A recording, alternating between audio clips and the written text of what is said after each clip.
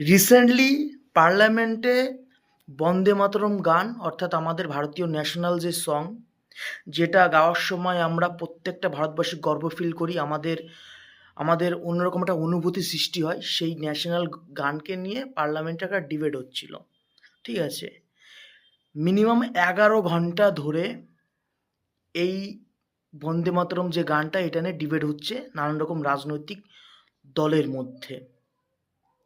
ভাই, আমি জাস্ট বুঝতে পারি না যে 11 ঘন্টা ধরে এরা এইসব আলোচনা করছে, কিন্তু আমাদের দেশের দ্রব্যমূল্য বৃদ্ধি, বেকারত্ব, তারপর আরও যে সকল সমস্যা, সাধারণ মানুষের সমস্যা, সেইটা নিয়ে 2 মিনিটের জন্য কোনো রাজনৈতিক দল আলোচনা করলো না।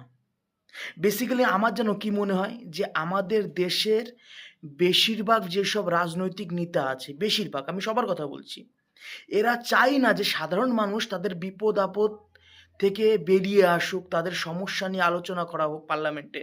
না ভাই, আমি খুব খুব কম সংখ্যক রাজনৈতিক নেতা দেখেছি যারা সাধারণ মানুষের সাধারণ সমস্যার থেকে শুরু করে বড় বড় সমস্যা নিয়ে আলোচনা করে। হ্যাঁ ভাই, আমি খুব কম দেখেছি।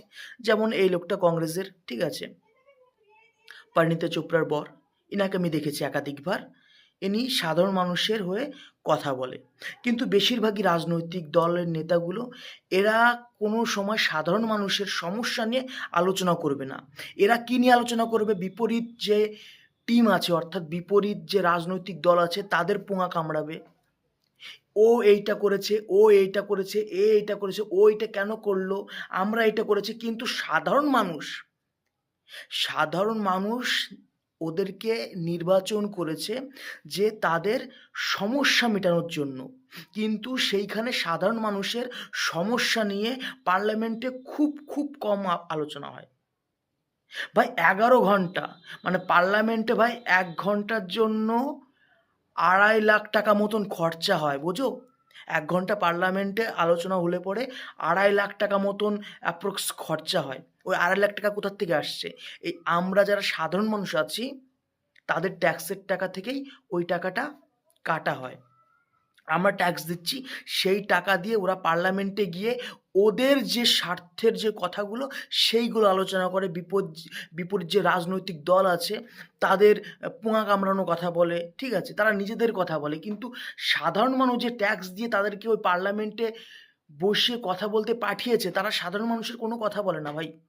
2 মিনিট 2 মিনিট দ্রব্যমূল্য, আমাদের বেকারত্ব বা আমাদের আভ্যন্তরীণ যে সমস্যা, এইগুলো নিয়ে আলোচনা করতে পারতে।